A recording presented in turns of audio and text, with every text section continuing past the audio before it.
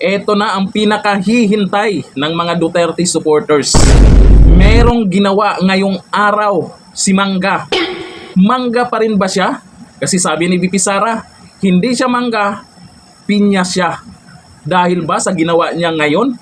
Diyan sa ginawa po ni Amy Marcos ngayong araw na to, maraming bumilib sa kanya. Nakaraan, yung mga nagyayaw-yaw pa lang siya na dapat may managot doon sa pag-aresto kay dating Pangulong Duterte, yung pa-imbestigan niya sa Senado, ay marami pa rin akong nababasa na ay mangga, ay kunwari lang yan, ay ganito yan.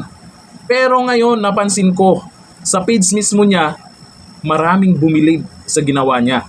At ang sabi pa ng karamihan dyan, iboboto na nila si Amy Marcos. Hindi na mangga, sabi ni VP Sara, pinya. Iboboto na daw nila. Ikaw, kung Duterte supporter ka rin, or DDS ka rin, iboboto mo na rin ba kung mapanood mo ang video na to? Meron. Sabi tatlong kopya. Talo. Ito. Ayun na. Hello. Ilan ba yun sa iyo? Sa batas, sa saligang batas, at marahil may criminal and administrative culpabilities ang ibang napakatataas na opisyal. Kaya kinakailangan tuluyan imbestigahan at patawan ng parusa kung kinakailangan itong mga opisyal na ito. Ma'am, to be specific, anong kaso at sino-sino po yung mga personalidad? Nandito, ibibigay ko na lang sa inyo. Alam nyo, kahit ako, bumilib dito sa ginawa niya. Siyempre kahit hindi direkta niyang sampahan ng kaso yung Pangulo, kasi alam nyo naman natin na hindi talaga masasampahan ng kaso dahil alam natin pag Pangulo, ang pantapat lang dyan talaga, impeachment. Ngayon, yung nasa baba, malamang kasama yan sila Torre, sila Marbel, at marami pang iba. Ay maganda tong ginawa niya. Kaya nakaraan po, nung nagsabi siyang dapat may managot, imbestiga, lagi po natin sinasabi at yung mga kasamahan po natin dyan, na dapat gawin niya bago mag-eleksyon at sigurado ako tataas ang ratings niya. Sigurado ako na mananalo siya kung tuloy-tuloy yung ginawa niya. Kasi nag-umpisa doon sa pagpapaimbestiga niya sa Senado. Tapos, in-endorse siya ni VP Sara. May mga boboto sa kanya, ang dahilan lang dahil kay VP Sara. Ngayon, ang sabi niya, dapat may managot, dapat may kasuhan. Kahit ako naman ay hindi pa rin naniniwala doon. Hindi tayo pwedeng pakampante kasi nga Marcos pa rin siya. Kaya tinatawag siyang mangga. Pero yan ang maganda niyang ginawa. Ito yung mga nagko-comment dyan ha. Ewan ko lang sa inyo kung bumilib kayo sa ginawa niya. Pero sa totoo lang ako, umpisa pa lang ayaw ko talaga kay mangga. Ay, wag na yung mangga, kay pinya. Pinya na tayo. Oo. Magalit sa atin si VP Sara dyan. O, pinya na, pinya. Ayaw ko talaga kasi Marcos nga. Eh, dati na rin po akong sumuporta sa mga Marcos dahil sa Uniteam. Dati Duterte lang, nung nagkaroon ng Uniteam, nakinig tayo kay VP Sara. Kasi siyempre, Marcos ang kapartner niya. Sumuporta tayo. Diba? Naipag-away pa nga tayo. Yun nga lang, andun po yung malaking pagkadismaya dahil sa ginawa nila sa mga Duterte. Kaya siguro, yung mga sa tingin nila ay nabudol sila, nadismaya sa mga Marcos, nadamay si Amy Marcos, di ba? Kasi Marcos pa rin yan eh. Kapatid pa rin niya. Kapatid nga ba? Okay, nagtatanong lang ha. O ito yung mga nag-comment. Sabi ni Lance Rana, because of this, I will vote your Senator Amy. You, Senator Amy. Itong mga kinuha kong mga nagko-comment, ito po yung mga Duterte supporters ha. Kasi gusto kong makuha po talaga yung mga reaction nila. Paano ko nalaman ng mga Duterte supporters? Yung mga logo kasi nila, meron pong ribbon. Alam po natin na mga Duterte supporters po yan. Okay? Merong ribbon ng Bring Home PRRD, yung mga ganon. Okay, ito si Mabs Budasan. Good job, Senator Amy. Ginawa mo ang tungkulin mo sa bayan at sa katotohanan. I salute you. Sabi ni Nico Madria, yan ang hinihintay naming mga Pilipino.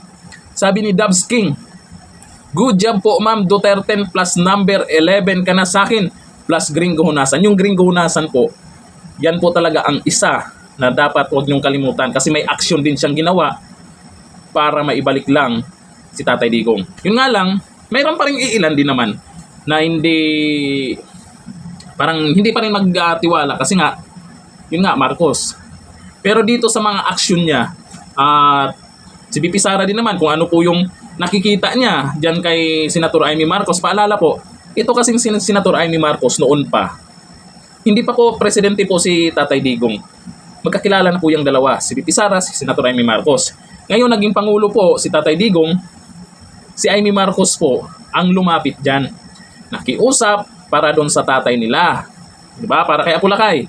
Ngayon siyempre, malapit doon si Senator Amy Marcos, pinagbigyan ni Tatay Digong.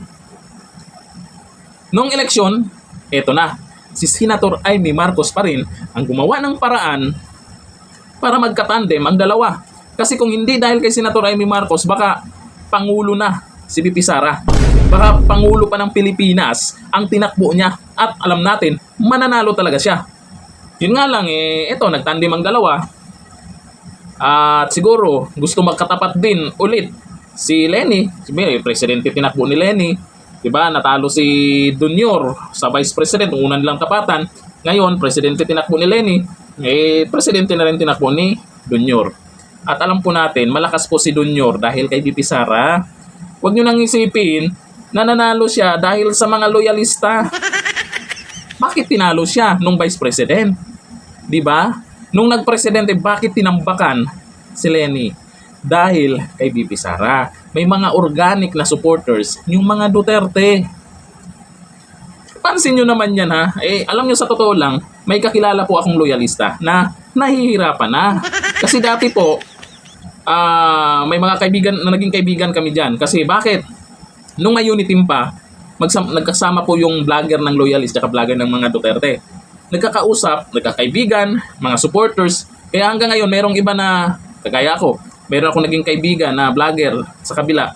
Ngayon, hindi na po ako nakikipag-usap dahil nasa kabila na at alam ko yung pinagagawa niya. At ayaw ko namang i-booking. Baka mapahiya pa siya. Meron din tayong nakakausap na mga loyalista.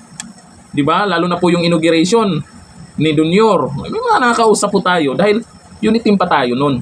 Ngayon, merong iba, nahihirapan na sila na ipagtanggol si Junior. Ito totoo ha. Bakit? Gusto nila si Amy Marcos. Loyalista nga, di Marcos yung suportahan nyo. Marcos loyalist nga, di ba? Si Amy Marcos. Marcos yan. Si Lisa Marcos. Marcos ba yan? Si Martin Romualdez. Marcos ba yan?